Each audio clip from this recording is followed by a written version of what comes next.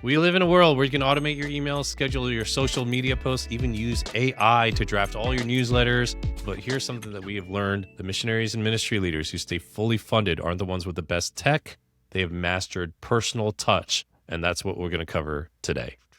Hey, this is Mike Kim alongside Mary Valloni. Together, we have coached over 2,000 missionaries over the last 8 years to help them grow their donor base and get fully funded. A big part of that is technology.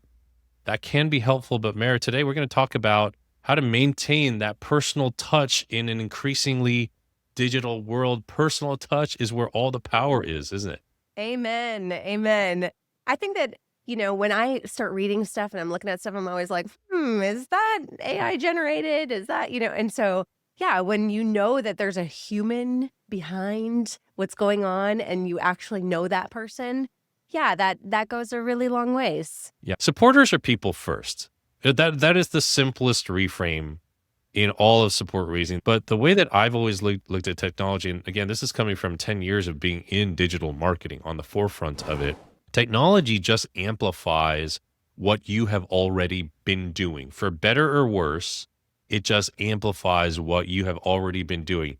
If you are a shallow person and you just like to talk about yourself all the time, and that's why you don't have deep friendships, technology will amplify that.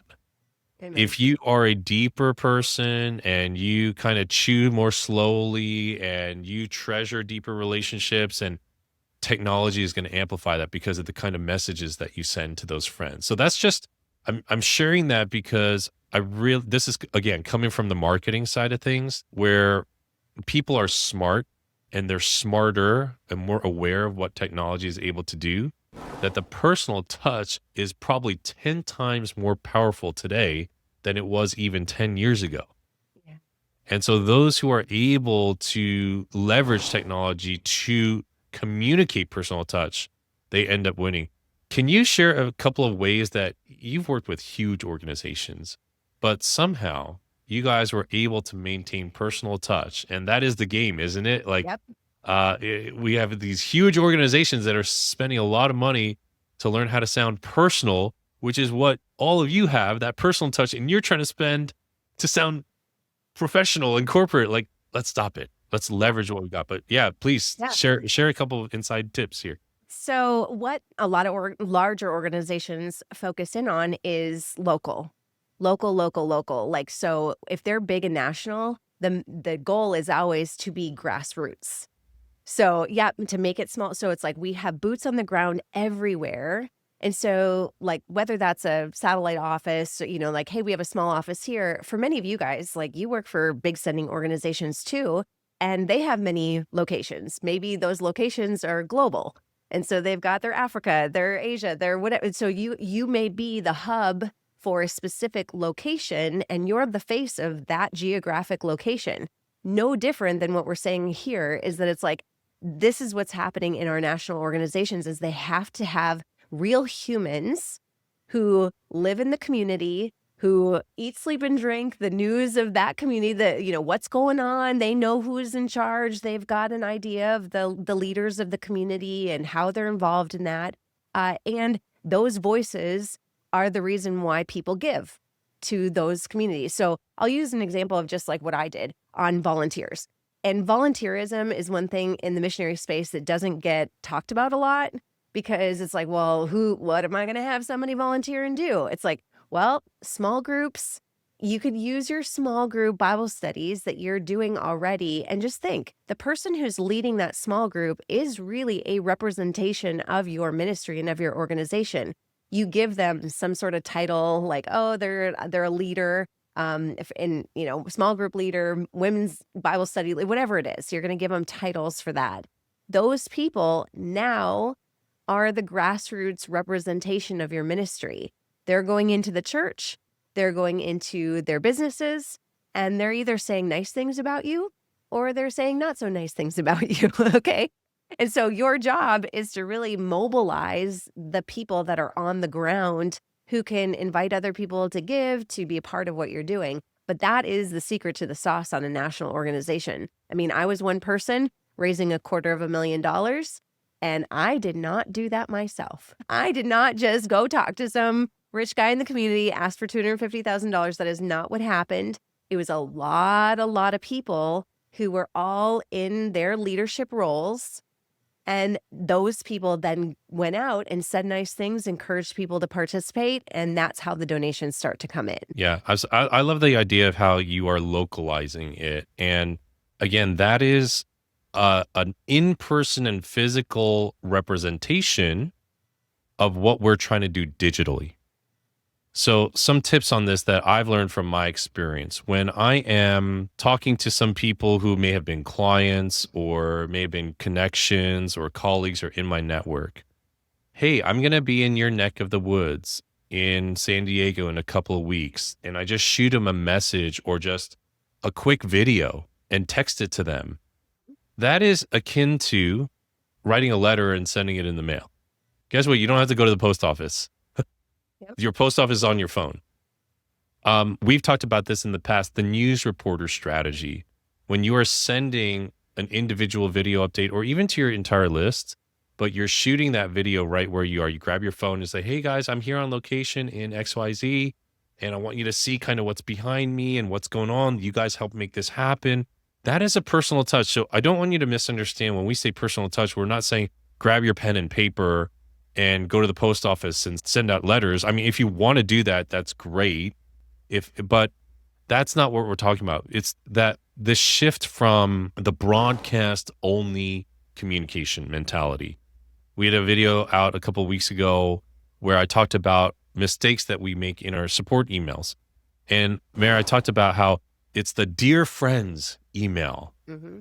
And you're like, we are not the Apostle Paul writing to all the churches in Corinth. Dear church, just localize it, make it smaller. They know that it's a mass email. But if you follow that up with, hey, Mary, just thinking about you, it just goes such a long way. You will absolutely see the response. So that personal touch, it actually prevents us from chasing these strategies and getting distracted by things that we think are going to do the heavy lifting. At the end of the day, it's our job to maintain those relationships. No technology can automate a relationship for us, you know?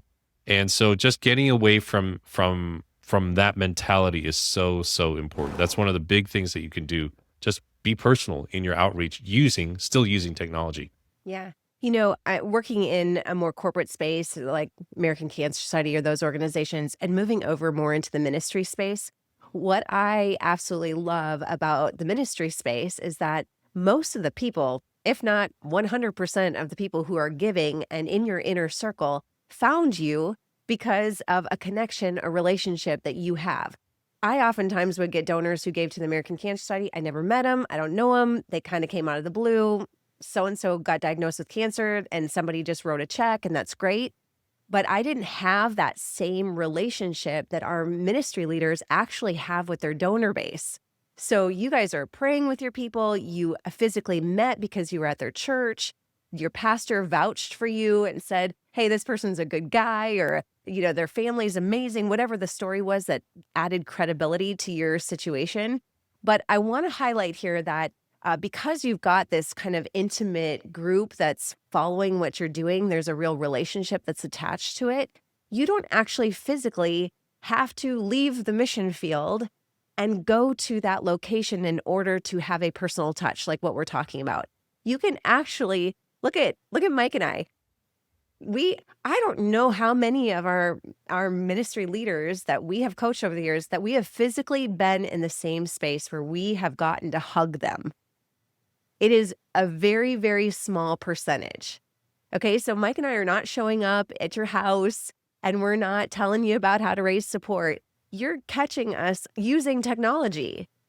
And yet, I hope you can see that you can still feel that personal touch through our emails, through our voice, through the way that we, share our interest in helping you through the journey. So note that you don't have to do it in a physical kind of situation. You can actually, I don't know, Mike, there's been times where you and I are texting each other and it almost feels like a hug is happening. Okay. Like it is like, I'm trying to express, and this is me giving Mike a hug, not the other way around, but me like saying like, I am so grateful for you. Like, and sometimes I'll even say, I'm sending a virtual hug, right? Like, there's ways that you can do that where you're just like, like, I am so grateful for you.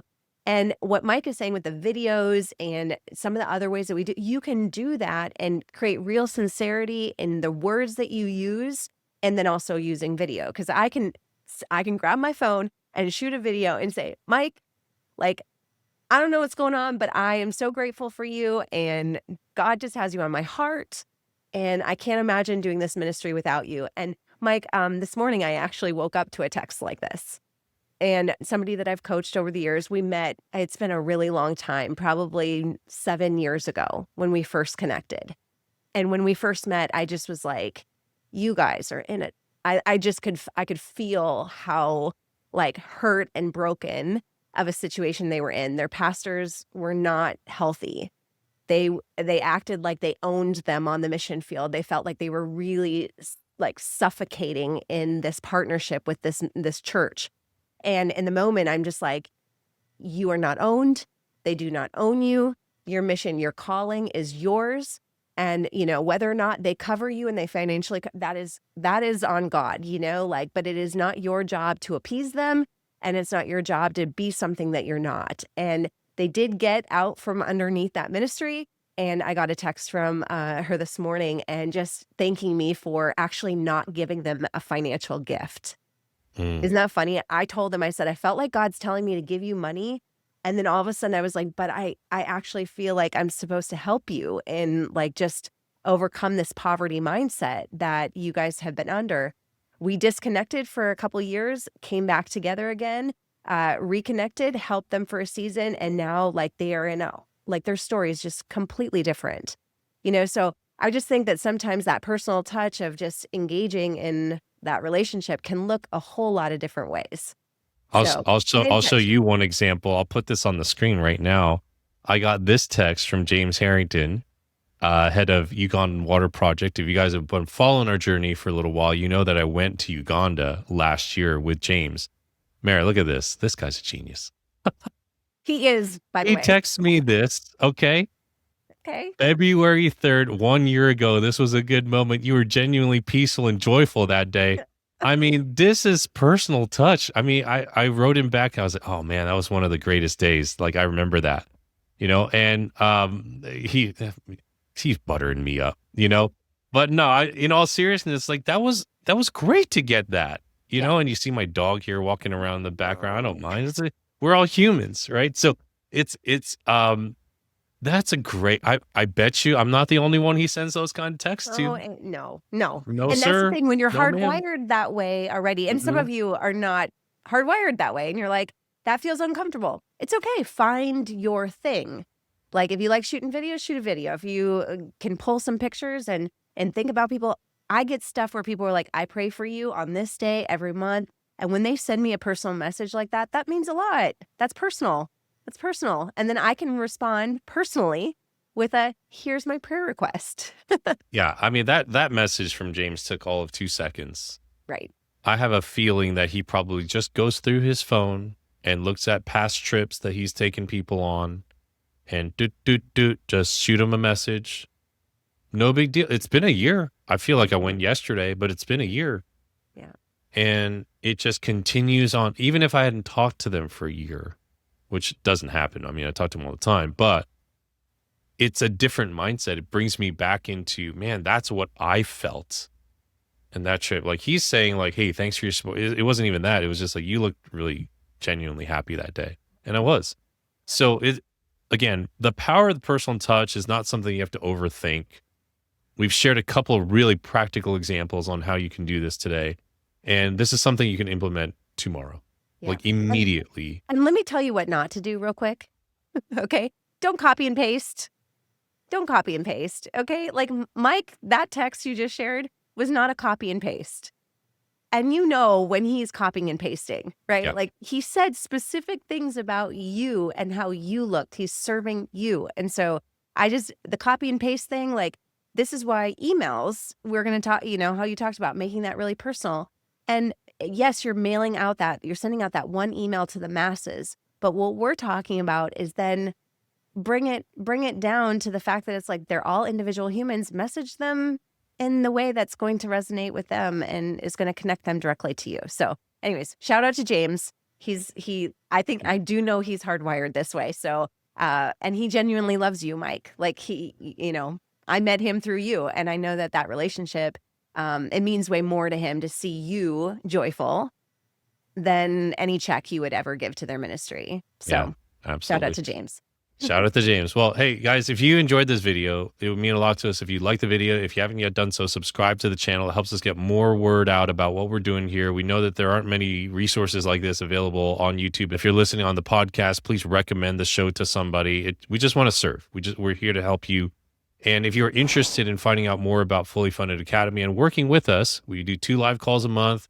You get access to our private community, access to our entire library of resources, templates, email templates, support letter templates. It's a pretty incredible membership. Go to fullyfundedacademy.com. We open doors a couple of times through the year. If you are watching this at a time when we're not open, just get on the waiting list. It doesn't cost you anything. There's no obligation, and we will let you know via email a couple of weeks before we open. God bless you. Have fun with this stuff. Go say thank you. Exercise this personal touch. And if you want more tips and strategies, click on some of these videos here that you see at the end of the video. God bless.